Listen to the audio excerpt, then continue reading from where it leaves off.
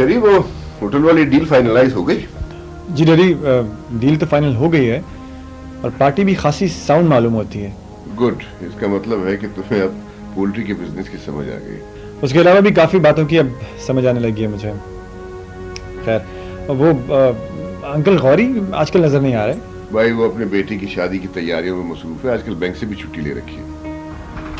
लो ये अस्सलाम वालेकुम। वालेकुम, क्या हाल है? मैं ठीक। तुम्हारा ही जिक्र हो। छह लफ्जों में हो रहा था। डैडी मैं काम देखा। क्या बात है, बहुत बेजार नजर आ रहे हैं। अरे यार बेग, ये शॉपिंग जो है ना, हम मर्दों का काम नहीं है। बेगम को भी शॉपिंग सेंटर छोड़ के आया हूँ, सोचा तुम्हारे पास चलूं, जरा चाय वाय पी लूं। चाय तो पिलवाओ यार। हाँ श्योर, चाय भी जाओ, फीकी। हाँ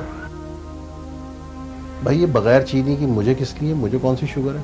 भाई मेरे साथ तुम भी थोड़ा परहेज कर लिया करो, कहीं ये ना हो कि बिल्कुल मीठे से जाओ। हाँ यार, कहते तो तुम सही हो, इस उम्र में बीमारियां हमले के लिए बिल्कुल तैयार बैठी होती हैं। बस तुमने अच्छा किया, आगे मैं तुमसे फोन करने वाला था, बहुत जरूरी बात करनी। खैरियत? क्या घर में फिर कोई गड़बड़ है? गड़बड़ नहीं है, खलबली मची हुई है। यार क्या पहेलियां बुझवा रहे हो, खुल के बताओ क्या बात है? तुम्हें याद है ना कि मैंने बहू को, सॉरी सनोबर को हक मेहर की रकम में 40,000 वाली बॉन्ड लेके दिए थे। उसका एक बॉन्ड निकल आया 5 करोड़ का। मैं खुश हो रहा था कि चलो बच्ची के काम आ जाएगी रकम। तुम्हारी अकल घास चल गई है, काम आ जाएगी? अरे गिद्ध की तरह पड़ जाएंगे लोग उसको, अकेली बच्ची को। हाँ यार, ये बात तो मैंने सोची नहीं। तुम्हारी इस बात के बाद मुझे उसकी फिक्र हो गई। अल्लाह उसको अपनी हिफ्ज़-ओ-अमान में रखे। आमीन। बस ये बताओ, इस खबर से घर में रिएक्शन कैसा है? कौसे कज़ा की तरह रंग फैल गए हमारी बेगम साहिबा के चेहरे पर। वैसे इस सेक्शन का असल रिएक्शन क्या है, ये तो घर जाके ही पता चलेगा। यार तुम चाय मंगवाओ, इससे पहले कि बीवी का फोन बजना शुरू हो जाए। पाए है कि चाय दफ्तर है, क्या है? भाई चाय का क्या डिले है? हाँ जल्दी करें प्लीज।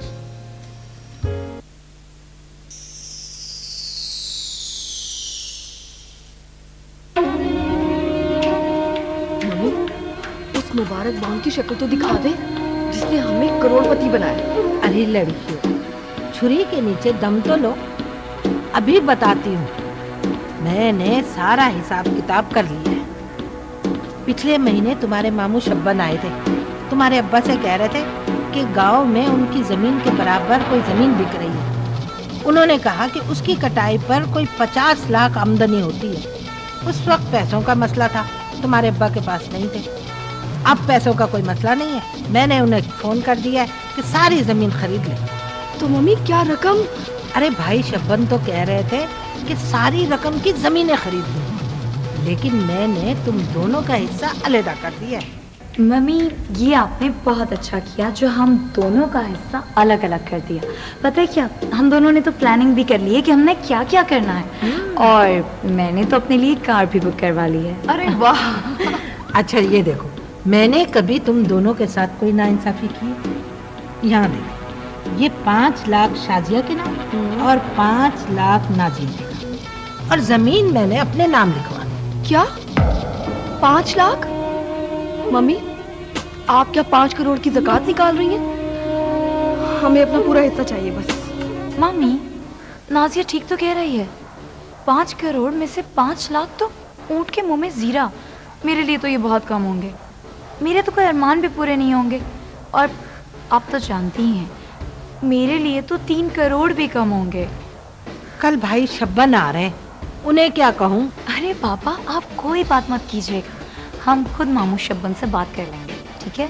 हेलो, अभी तो रकम पास आई नहीं और तुमने माँ को दूध में से मक्खी की तरह निकाल के फेंक दिया। भाई कैसे दे दूं मैं तुम लोगों को बॉन्ड? बात सुनो, जमीनों से जो रकम आएगी ना, उसमें से मैं तुम्हें 6-6 लाख रुपए दे दिया करूंगी। इस तरह हर महीने तुम्हें 50-50 हजार रुपए मिलते रहेंगे। ऐश करोगी ऐश? मामी ऐश करने के लिए तो कह रहे हैं। अच्छा जल्दी से उठे और बॉन्ड ला के दें ताकि हम कैश करवाएं। हाँ हाँ मम्मी, शादी ठीक कह रही हैं, अभी तो बैंक का वक्त भी है। प्लीज जल्दी से जाएं, बॉन्ड ला के दे दें मुझे। अरे ये तो फोटोकॉपी है, असली बॉन्ड का है। हाँ तो फोटो कॉपीज हैं, लेकिन ओरिजिनल कहाँ है?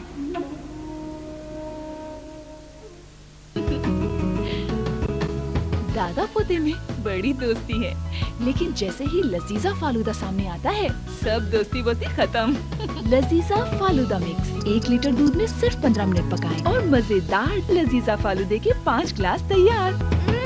मेरा जली फालूदा।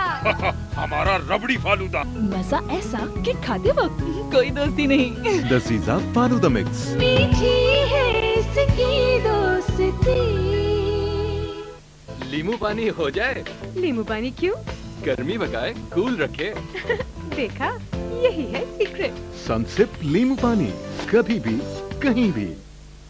क्या आपके पास मेरे लिए किताबें, खिलौने, दवाइयाँ, साफ बिस्तर, कपड़े और प्यार मौजूद है? अपने वसाइल के मुताबिक खानदान का इंतखाब न सिर्फ आपकी जिंदगी सुखी बनाता है, बल्कि बच्चों को भी भरपूर तवज्जो और प्यार देना मुमकिन करता है।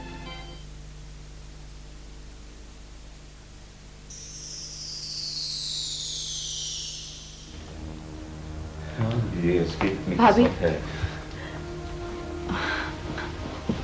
वो भाभी, मैं कल यहाँ से चली जाऊंगी, मैंने इंतजाम कर लिया। कैसी बातें कर रही हो सनोबर? मैं जाने दूंगी तो जाओगी ना। इतनी गर्मी से आई, जूस पियोगी? खुर्रम, सनोबर का ऑफिस तुम्हारे रास्ते में पड़ता है ना, तुम इसे साथ क्यों नहीं लाए? अच्छा वैसे खैर छोड़ो, कल से इसे कहीं जाने की जरूरत नहीं। भाई, इनकी तबीयत तो ठीक है ना? हाँ, इनकी तबीयत ठीक है। असल में वो तुम्हारे प्राइस बॉन्ड पर 5 करोड़ रुपए का इनाम निकल आया ना, तो उसकी शीरनी इनकी जुबान पर उतर आई है। क्यों विरम, ठीक है ना? इसे कहते हैं बिन बादल बरसात। सनोबर, तुम्हें बहुत बहुत मुबारक हो, तुम्हारा पहला इनाम निकला। मेरी जिंदगी में अब कोई भी चीज मुबारक नहीं रही।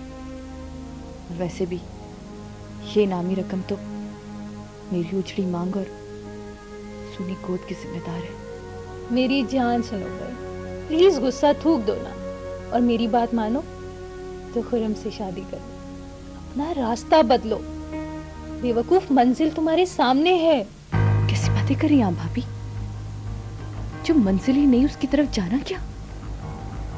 तुम्हारे तो पैर जमीन पर नहीं टिकते और दिमाग देखो 7वें आसमान पर पहुंचा।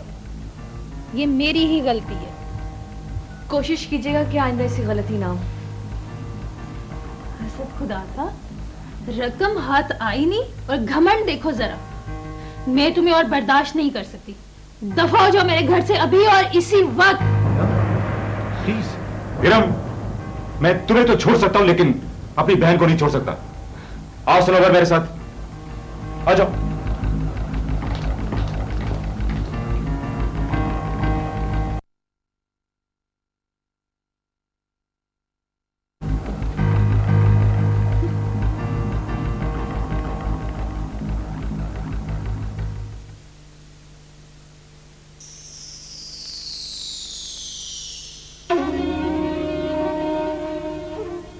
देखा मम्मी, कमीनी कितनी शातिर और चालाक निकली। ये तो सरासर ज्यादती और नाइंसाफी है। मैं खुशी के मारे घर के सारे काम छोड़ छाड़ के आ गई। ये शक्ल से कितनी मासूम और भोली दिखती थी, मगर थी बड़ी चालाक और शातिर। अरे जाते जाते असली बॉन्ड ले गई और फोटोकॉपी छोड़ गए। फोटोकॉपीज रखकर हम सबको बेवकूफ बनाया। मैंने तो कार तक बुक करवा ली थी।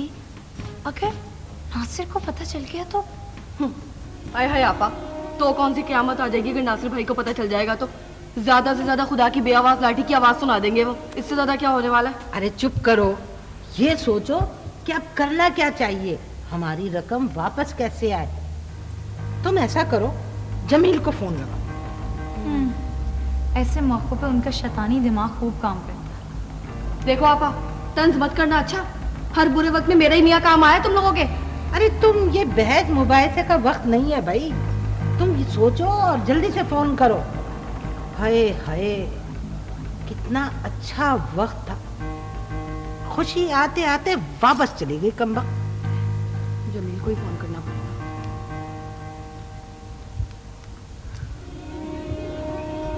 हेलो जमील, आप कहाँ हैं? अच्छा, आप ऐसा करें कि ना फौरन अम्मी के यहाँ आ जाए। हाँ, बहुत जरूरी बात नहीं, बहुत जरूरी बातें करनी है। जल्दी आ जाएं, बहुत जरूरी काम है आपसे, फौरन आए। ओके, अल्लाह हाफिज। आ रहे।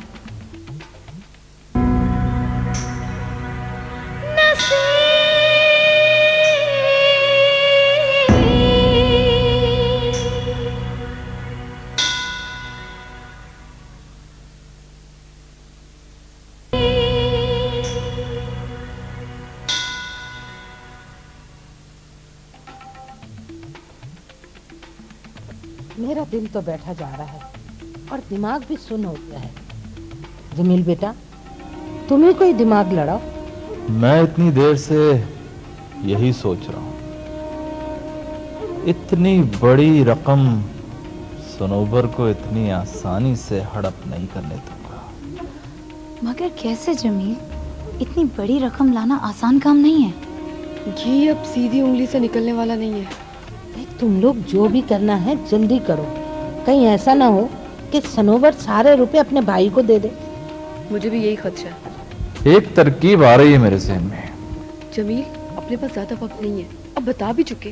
किसी तरह से सनोबर को राजी करते हैं कि वो शादी कर ले, फिर उसकी तलाक करवा देते हैं और एक बार फिर शहरी से उसकी शादी कर देते हैं। लेकिन इसमें तो शरई नुक्ता भी लागू होता है।